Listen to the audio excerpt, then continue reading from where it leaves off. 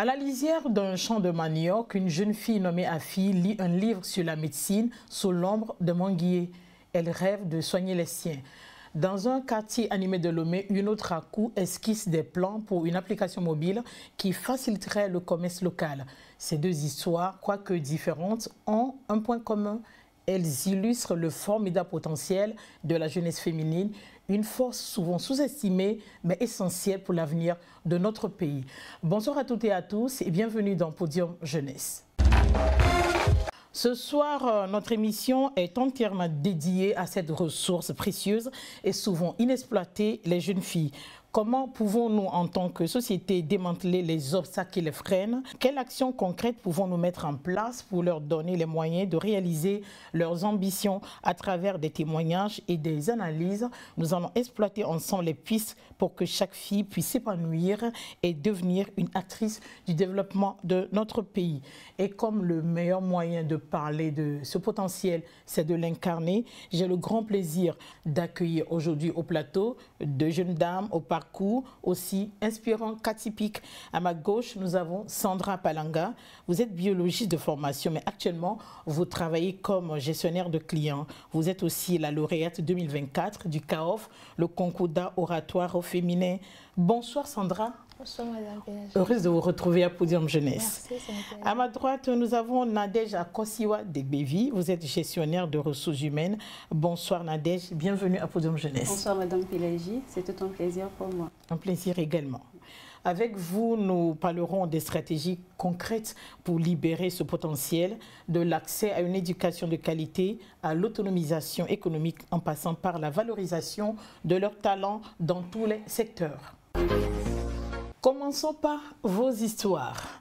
Pouvez-vous nous raconter brièvement votre parcours? À quel moment clé avez-vous décidé de vous orienter vers le domaine de la gestion des clients? Sandra. D'accord. Moi, j'ai eu un parcours académique assez apaisant avant de venir à Lomé pour continuer mes études universitaires. Déjà, depuis le collège, j'avais une curiosité de connaître comment l'organisme humain fonctionnait. Donc, cette curiosité m'a poussée à aller faire la terminale D parce que notre professeur ne voulait pas vraiment rentrer dans les détails. Il disait, quand vous allez aller en terminale D, vous allez connaître plus, vous allez en savoir plus en détail. Donc, curieusement, je suis arrivée en terminale D et notre professeur également nous disait, si vous prenez la filière biologie, vous allez mieux comprendre l'organisme humain. Là, j'avais plus le choix, je devais prendre la biologie et continuer dedans. Mais très vite à l'université, déjà en première année, deuxième année, j'ai vu des difficultés au niveau du campus qui étaient vraiment éminents. Des TP qui n'arrivaient pas à se faire plus rapidement et le Covid qui était arrivé. Donc je voyais ma licence se prolonger. Je ne pouvais plus faire 3 sur 3 comme je l'avais vraiment rêvé. Mais entre-temps, j'avais croisé le parcours d'art oratoire. Là, je me suis intéressée à la communication. J'ai essayé d'arranger ma voix et les gens me disaient oui, tu as du potentiel en matière de communication. Tu peux également rentabiliser sur ça. Donc non seulement ça, j'avais des amis qui travaillaient dans le digital, dans la tech. Et il y a un ami qui m'avait sollicité même une fois pour travailler avec lui sur un projet d'infoprenariat. Et c'est là que je me suis intéressée au digital. Donc associée à la communication, j'ai décidé de m'aventurer dans le parcours de gestionnaire client et je travaille très souvent en télétravail parce que comme j'ai des compétences en informatique, ça passe plus rapidement. Merci. Nadège. Merci Madame Pélagie. Tout de suite après l'obtention de ma baccalauréat série D, je me suis inscrite en biologie physiologie animale au campus parce que je pensais pouvoir recouper par la suite avec la médecine. C'était le conseil qu'on m'avait donné au début. Je suis une femme qui aime vraiment les défis et je n'aime pas tout de suite la facilité, j'aime ce qui me fera travailler, faire plus des recherches. Je me suis dit, bon, avec ça et avec mon amour pour la science, pourquoi ne pas essayer la médecine? Ça a toujours été un rêve d'enfant. J'avais commencé comme ça, mais tout de suite, je me suis rendu compte que j'aimais plus les questions qui traitaient du capital humain. Et je me suis dit, au lieu de perdre mon temps à continuer un parcours que j'aime peut-être, c'est mieux de faire un truc dans lequel je me sens le plus à l'aise. Et après un an de formation, j'ai dû faire une reconversion, m'inscrire à une filière de gestion des ressources humaines et poursuivre une formation. Et c'est ça qui fait mon métier d'aujourd'hui. La gestion des ressources humaines. La gestion des ressources humaines. Et tout au long de mon parcours, j'ai eu intervenu dans des structures internationales et nationales qui m'ont aidé à développer les aspects des ressources humaines, quitte à savoir l'ingénierie de la formation, la gestion des conflits, le recrutement et la paie surtout. Aujourd'hui, au-delà de mes compétences RH, je m'intéresse plus à l'expression et à la communication active, convaincue que les jeunes aujourd'hui ont une richesse intérieure à faire éclore et c'est ce qui fera mon quotidien de tous les jours. Merci. Sandra, vous êtes biologiste de formation, oui, mais vous avez choisi de vous orienter vers la gestion des clients. Oui. Dites-moi, comment la transition s'est-elle faite? Avez-vous rencontré des difficultés? Pas vraiment. La plupart des difficultés que j'ai rencontrées sont de mon parcours universitaire. Mais quand j'ai voulu faire la transition, vu que je n'avais pas commencé en même temps par un saut direct dans le monde professionnel, il y avait des prérequis qui allaient avec des formations en art oratoire, en communication et également dans le digital. Des amis qui m'accompagnaient, ça allait un peu plus fluidement. Nadège, en parlant de parcours aujourd'hui, un simple diplôme ne suffit plus. Selon vous, quelles sont les compétences au-delà des diplômes qui sont essentielles pour réussir dans le monde professionnel aujourd'hui? Pour réussir dans le monde professionnel aujourd'hui, je dirais que les capacités, les aptitudes à avoir sont plus d'ordre comportemental que relationnel. Je toucherai tout de suite du doigt l'intelligence émotionnelle. C'est bien d'avoir son diplôme, mais c'est bien de savoir gérer ses émotions à son poste et de comprendre également ceux des autres. Je parlerai de la capacité d'adaptation. Face à un monde professionnel qui avance aujourd'hui à l'heure, il est recommandé de se faire former soi-même pour pouvoir assimiler facilement les nouvelles méthodologies, les nouvelles fonctionnalités qui ne cessent de se mettre à jour. Je parlerai également de l'écoute active. Vous savez, en tant qu'RH aujourd'hui, vous êtes confronté à des situations avec les collègues tous les jours. Et ce qui est essentiel à faire, c'est de savoir écouter, ne pas juger tout de suite, mais essayer de décoder les non-dits. Et ensuite, votre réponse sera peut-être juste avec un certain tact. Je parlerai également de la discrétion. Toujours en tant qu'RH, nous traitons toujours dans le confidentiel. Nous avons des dossiers sensibles qu'on ne pourrait divulguer comme ça. Donc, il faut qu'il y ait aussi de la discrétion.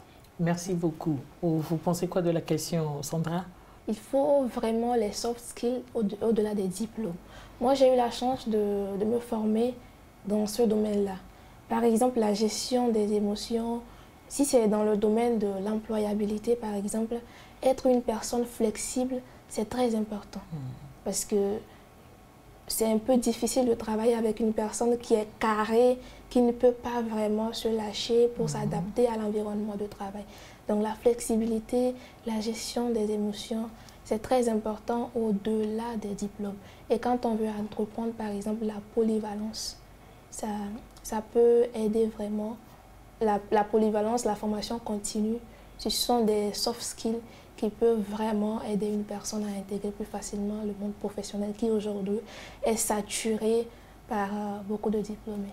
Nadège, il est souvent dit que personne ne réussit seul. Avez-vous eu des mentors, des personnes qui vous ont inspiré et qui vous ont aidé à croire à votre potentiel? J'ai tout de suite commencé par sourire à votre question parce que la réponse est oui, un grand oui.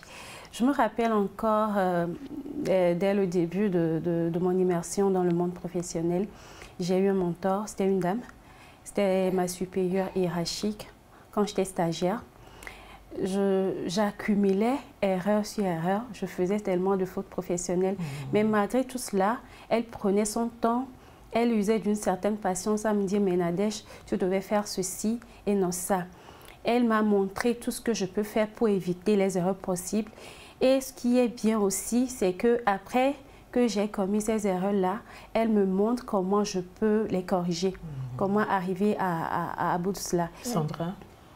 Moi, je n'ai pas de mentor fixe. Je n'ai pas un mentor fixe, mais j'ai quand même eu des personnes qui m'ont encouragée dans mon parcours à tenir, à m'améliorer. Justement, c'est de ça que je parle. J'ai eu des coachs en art oratoire qui m'ont coaché pour que je puisse m'améliorer. En termes de digital également, j'ai eu des amis qui m'ont aidé vraiment à pouvoir m'adapter à cet environnement-là et ne pas trop tenir tête à l'université.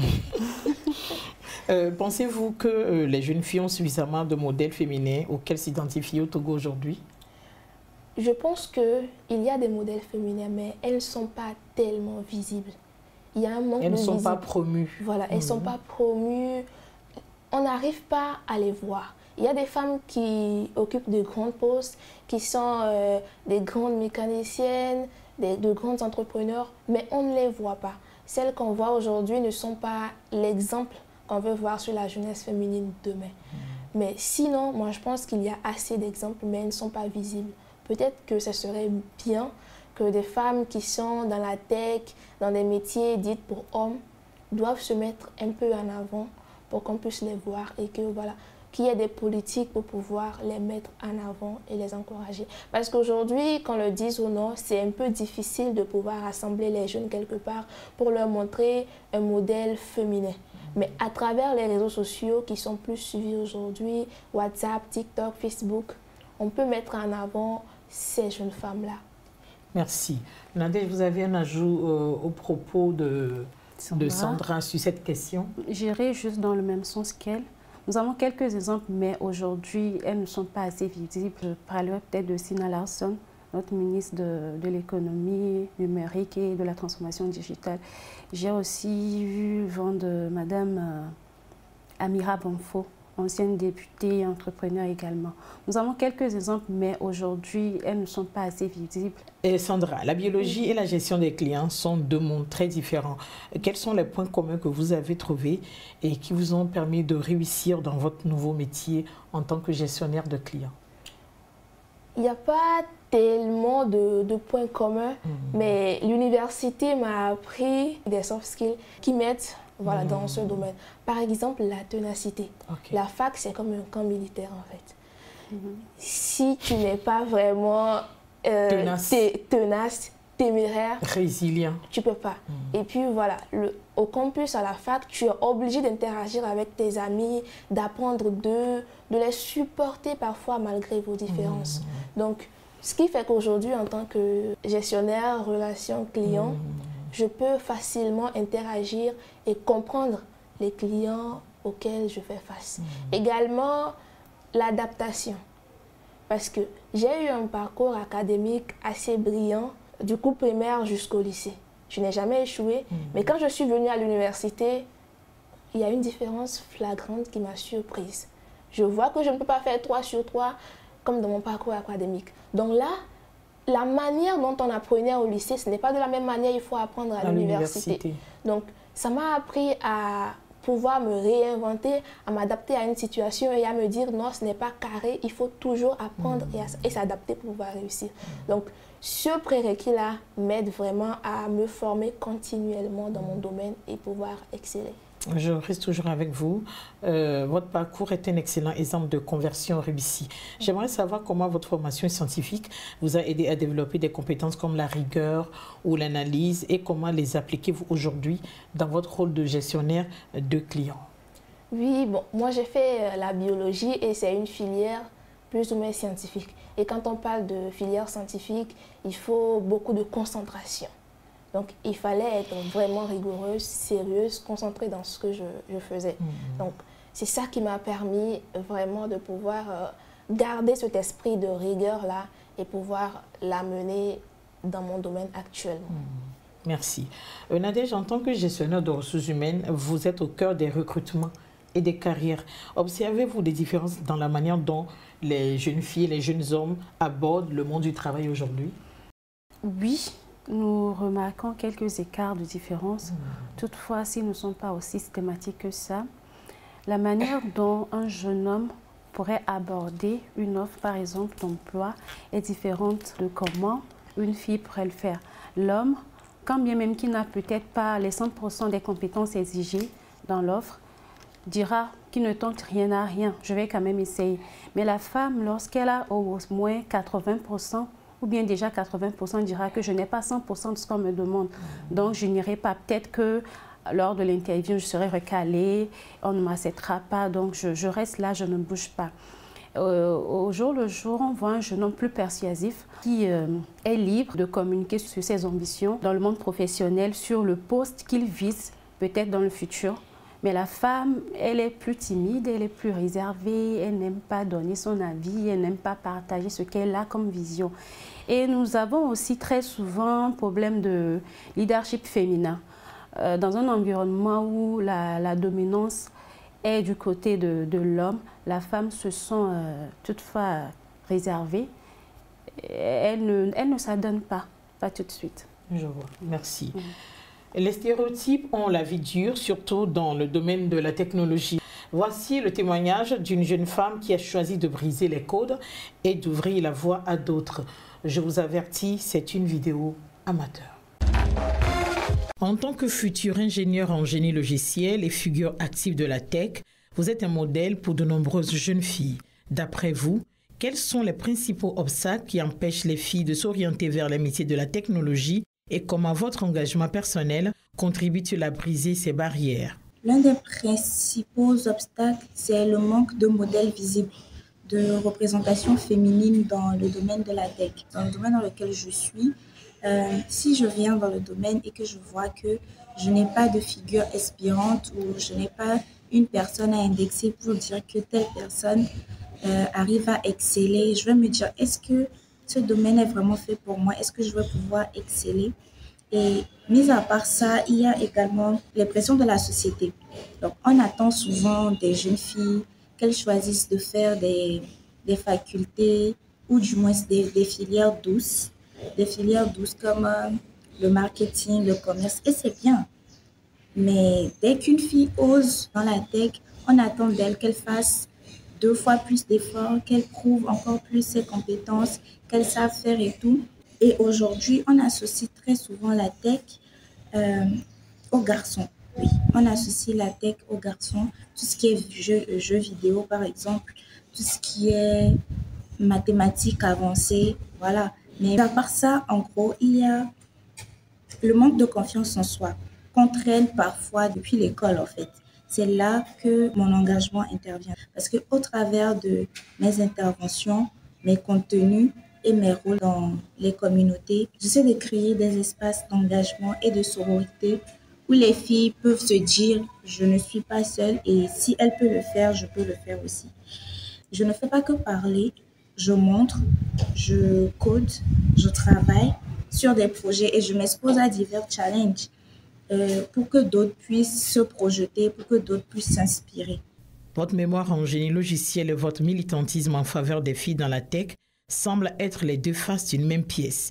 Comment votre travail de recherche nourrit-il votre engagement et inversement, comment votre activisme influence-t-il votre approche du génie logiciel? Mon engagement dans la tech, c'est un peu comme les faces d'une même pièce. Parce qu'en tant qu'étudiante en génie logiciel, je travaille sur des projets techniques.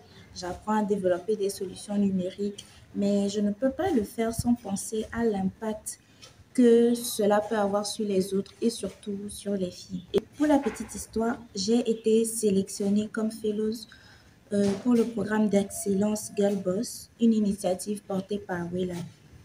Et c'est grâce à cette opportunité que j'ai aujourd'hui mon stage de mémoire. Et c'est là que tout a vraiment compensé pour moi professionnellement. Et à Awelab, ce que j'ai découvert par exemple, c'est qu'au-delà de ce qui est innovation, les projets sont centrés sur l'impact et sur l'humain. Et donc ça m'a profondément marqué et ça me donne envie, moi aussi, de penser innovation, au-delà de toute limite, de concevoir des solutions utiles, inclusives, qui parlent aux réalités des jeunes, des femmes et de tous en fait. Donc aujourd'hui, je ne me contente pas de coder, je me demande toujours à qui ça va servir, est-ce que ça répond à un vrai besoin et est-ce que c'est accessible, est-ce qu'il y a un impact derrière ce que je me dis en train de créer. Si vous aviez un seul message à transmettre à une jeune fille qui hésite à se lancer dans le monde de la tech, quel serait-il? Et plus largement, quels conseils donneriez-vous à notre société pour créer un environnement plus inclusif et encourager durablement la présence des femmes dans ce secteur d'avenir? Si je devais parler à une jeune fille qui hésite à se lancer dans la tech, je lui dirais tout simplement, n'aie pas peur, tu n'as pas besoin d'être une experte pour commencer. Ce qui compte, c'est d'être curieuse, d'avoir envie d'apprendre. La tech, ce n'est pas un monde réservé que pour les garçons ou pour les génies. Et quand je parle de tech, je parle de tous les domaines de la STEM en général, des sciences et technologies, de l'ingénierie et des mathématiques. J'ai envie de me lever un jour le matin et de voir sur la toile une jeune fille devenue mathématicienne dans les mathématiques avancées et tout. Donc, j'ai envie de te dire qu'aujourd'hui, il y a une place pour toi. Il y a réellement une place pour toi. Et je sais que ça peut faire peur au début, surtout quand tu ne vois pas beaucoup de personnes pour te guider, surtout beaucoup de figures féminines pour te guider. Mais tu as le droit d'essayer et de te tromper, et même de recommencer, et surtout de réussir. À notre société, je dirais, si on veut que les filles aillent vers la tech, il faut les soutenir dès le départ. Ces stéréotypes dans tel domaine est réservé aux garçons, non. Je trouve même que c'est dépassé. Je conseille vivement à ces jeunes filles de mener des actions concrètes, de suivre des formations. Il leur faut du matériel, des mentorats, des stages et surtout qu'elles soient entourées. Et c'est ce que je veux exprimer au travers de mon engagement. Alors Sandra, le parcours des jeunes filles n'est pas toujours sans embûches. Quels sont les stéréotypes que vous avez dû combattre, que ce soit dans votre formation ou dans votre parcours professionnel? Vous savez, Madame Pélagie, avant d'être aujourd'hui gestionnaire relations clients, j'ai fait beaucoup de choses. Et dans ce que j'ai fait, je faisais des livraisons entre-temps. Ok. Et là, quand tu livres des personnes qui sont un peu à haut niveau, ils te prennent pour rien. Je me rappelle... Ils ne te considèrent pas. Oui, j'étais allée livrer un client qui travaillait dans une grande entreprise ici au Togo. Et là, quand j'ai fini de lui livrer, je suis rentrée à la maison. Il m'a écrit. Et quand il m'a écrit, j'avais du mal à répondre parce que je sais que ce n'est pas dans le cadre professionnel et que voilà, c'était pour autre chose. Et là, il m'a laissé un message. Il m'a dit que ce que les autres jeunes filles cherchent, ils ne trouvent pas. C'est ça, toi, tu vois et puis tu fais genre. En fait, j'étais choquée par ça parce que à quel moment on peut penser que les jeunes filles sont source de distraction, les jeunes filles ne sont nées que pour rester sous les hommes. Et même s'il m'avait rencontré sur la route et qu'il m'avait dit ça, je n'aurais pas été choquée. Mais dire que tu m'as vu dans un cadre professionnel et me chosifier, ça, ce n'est pas bien. Ce qui montre que jusqu'aujourd'hui, il y a encore des hommes, peut-être pas tous, mais il y a encore des hommes qui pensent que les femmes ne sont faites que pour être des objets pour des hommes. Même quand elles essayent de faire des efforts sur le plan physique, émotionnel, pour prouver à quel point elles peuvent également amener de la richesse, elles sont toujours chosifiées. Et dans mon enfance, j'ai également été confrontée à ça. Moi, je suis née d'une mère, on est 4 filles. Ma mère, elle a fait seulement des filles. Et comme on le dit dans la société africaine, quand tu fais des filles, c'est comme si tu n'as rien fait. Donc, il fallait travailler, être meilleur à l'école pour prouver à ceux qui nous avaient dit que oui, on était uniquement des filles, que les filles également peuvent rapporter quelque chose de positif dans la famille, à part les grossesses précoces, les maladies, les mariages ratés. C'est comme si finalement être fille, c'est un péché. Ah, c'est exactement. Exactement. C'est ce qu'on vit au jour le jour. Exactement. Je pense que les gens ne sont pas prêts pour un débat. Avant, par exemple, je pense que les hommes étaient plus valorisés parce que les métiers qui étaient là étaient d'ordre physique. Il fallait avoir la force de le faire. Donc, c'était des hommes qui pouvaient le faire. Quand tu as 3 garçons, ton champ, c'est déjà bon. Mais aujourd'hui, les métiers ne sont plus d'ordre de force physique. Il faut un cerveau pour pouvoir faire un métier, entreprendre.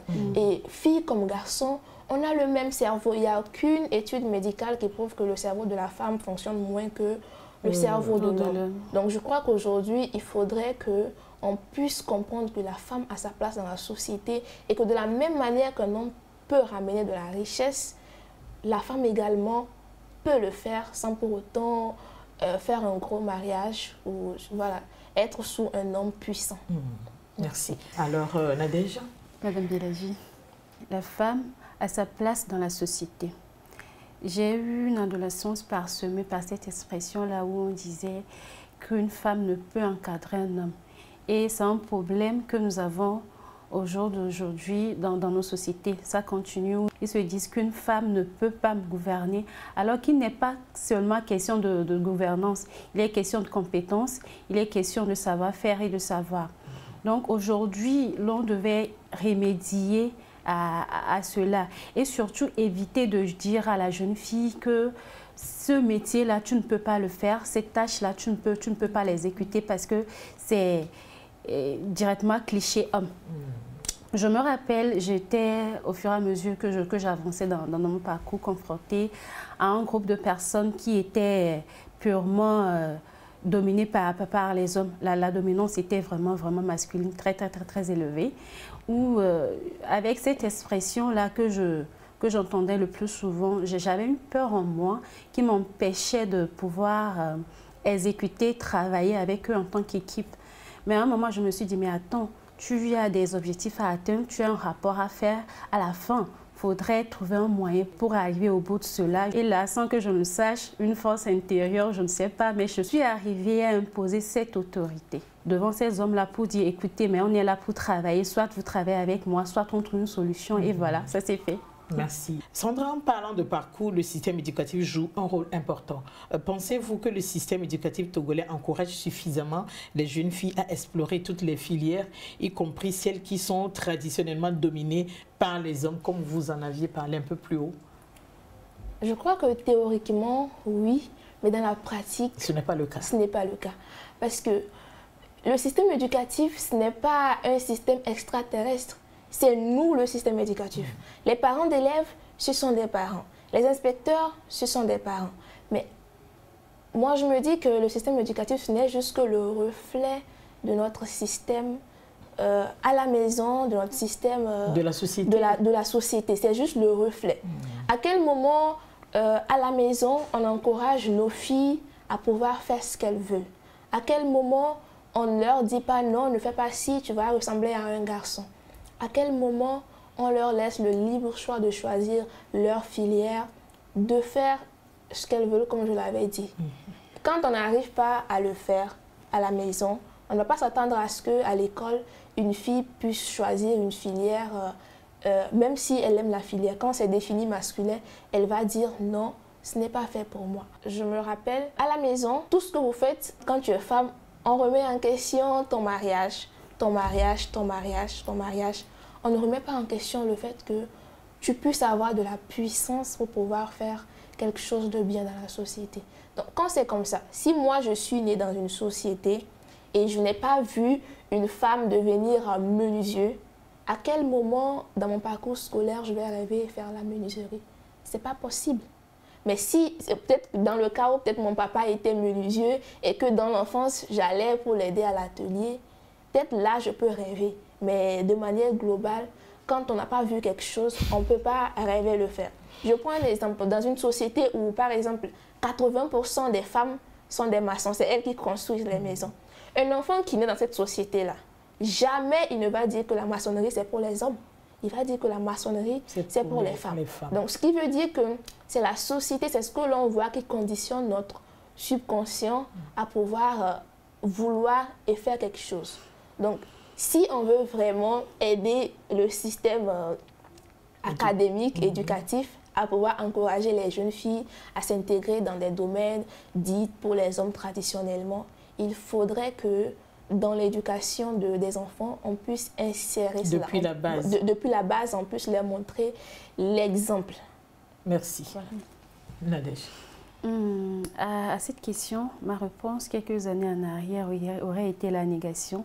Mais aujourd'hui, avec mon entourage immédiat, je constate qu'il y a du changement.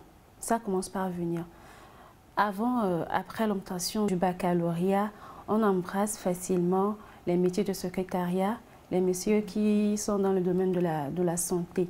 Mais aujourd'hui, je m'étonne et surprise agréablement de voir mes jeunes sœurs embrasser les filières comme la mécanique, le génie civil, l'informatique pour devenir développeur d'applications. Je me dis, bah, c'est bien, ça commence pas à venir. Et surtout, actuellement, les métiers de la mer, transport et logistique. Oui, surtout ça. Voilà.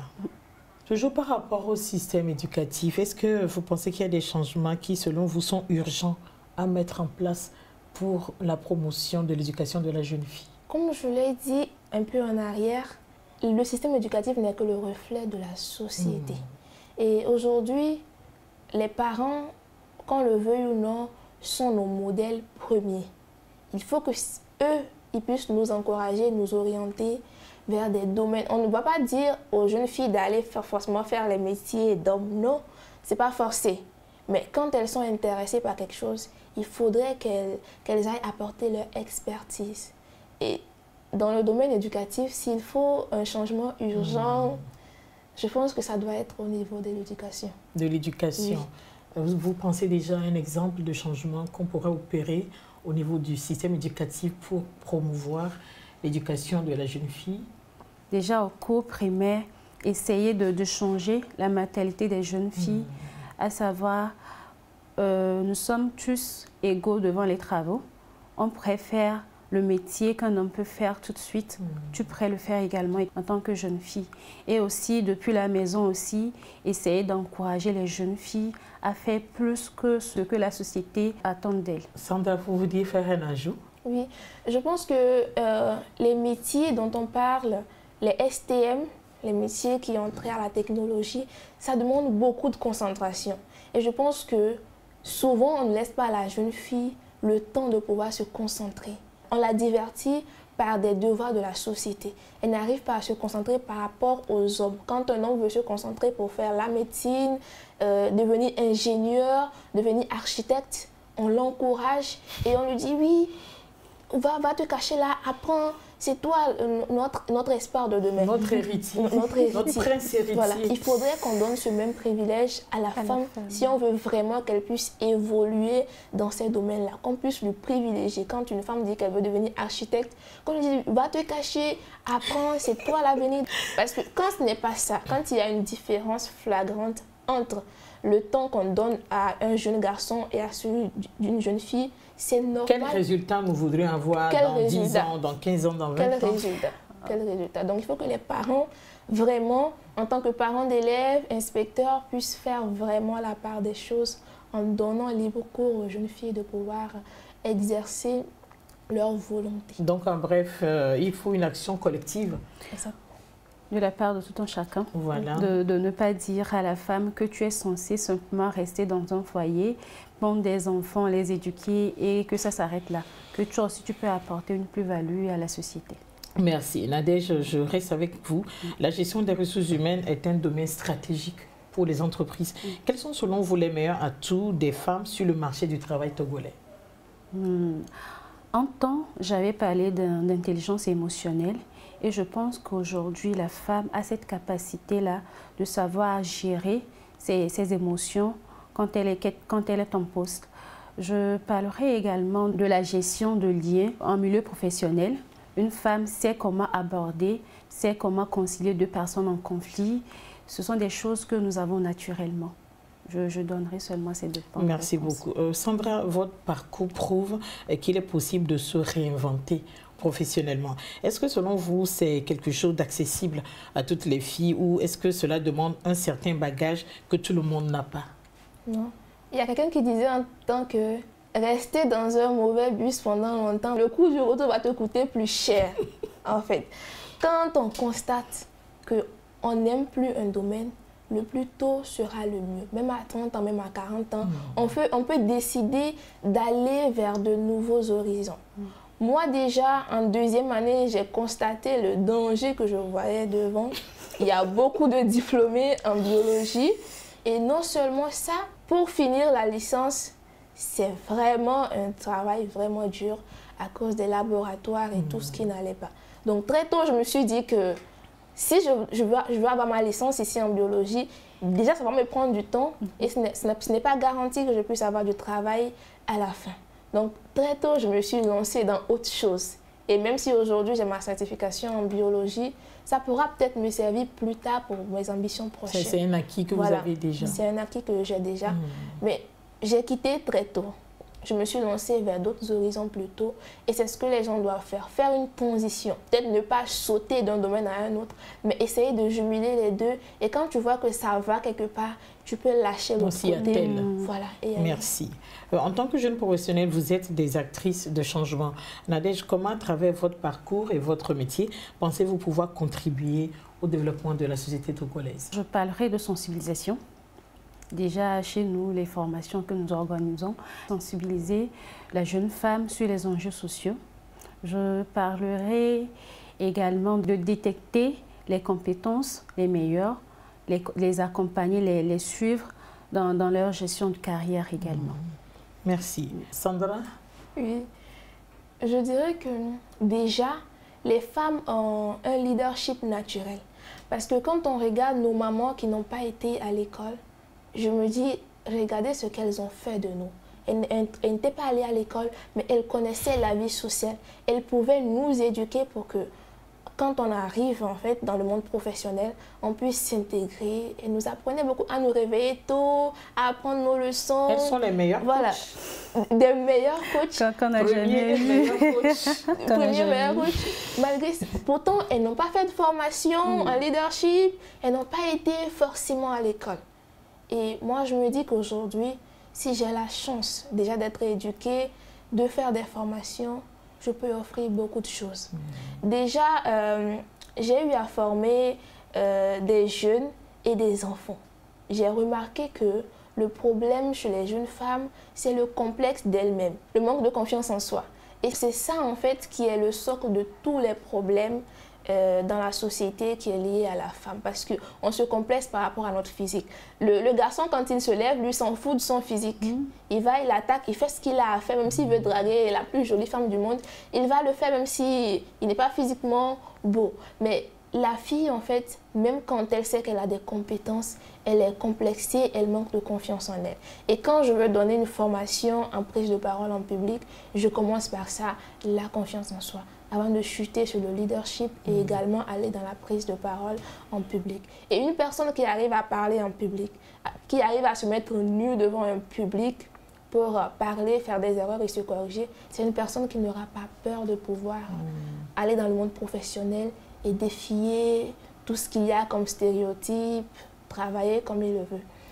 Parce que déjà, quand on le veut ou pas dans le monde professionnel, la femme doit toujours prouver sa légitimité. En somme, comment pensez-vous contribuer par le biais de votre parcours au développement de notre société? Oui, comme je l'ai dit, dans mes formations de prise de parole, j'amène les jeunes filles, les enfants dès le bas âge à avoir confiance en eux. Comme ça, quand ils grandissent, c'est plus facile de s'insérer dans n'importe quel domaine. Et déjà, quand je les apprends à mieux s'exprimer, à convaincre, à savoir convaincre, ils peuvent également convaincre leurs parents. Oui, maman, je veux faire telle filière. Si tu n'arrives pas à convaincre tes parents, et eux, ils veulent notre bien. Quand ils nous disent fais telle filière, ils veulent notre bien.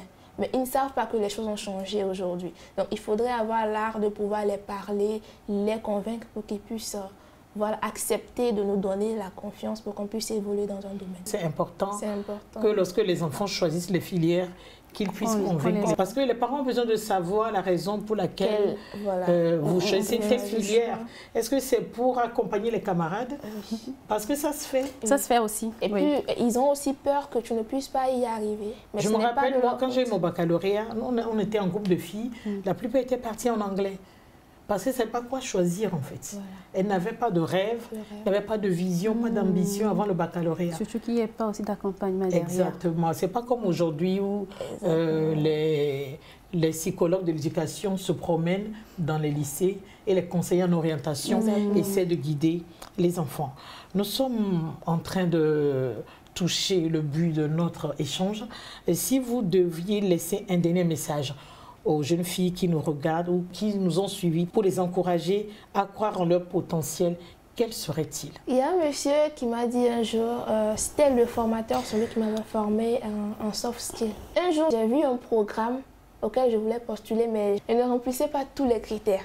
Et il m'a dit que quand tu vois une offre d'emploi, une bourse, même quand tu n'as pas 100% des compétences qui sont listées, postule.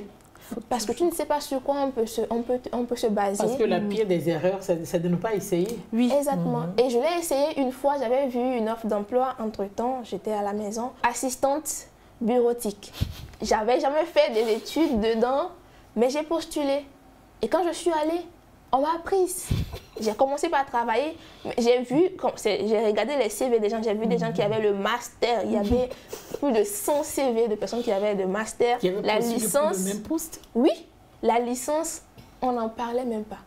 Mais on m'a choisi parce que j'ai osé postuler. J'ai fermé les yeux sur les critères et j'ai osé postuler. Mais postuler seul ne suffisait pas. Les soft skills que j'avais apprises m'ont beaucoup aidé et mes patrons, ils étaient vraiment contents de mon travail avant que moi-même je ne décide de partir parce que je voulais faire autre chose, je ne voulais pas faire de la routine. Donc c'est pour dire qu'il n'y a pas de limite à ce que nous voulons. Même si aujourd'hui dans la société il y a des difficultés par rapport à l'insertion de la jeune fille dans le monde professionnel, c'est toujours possible. Quand vous y arrivez, il faudrait prouver que vous êtes important, que vous avez les compétences et se former continuellement.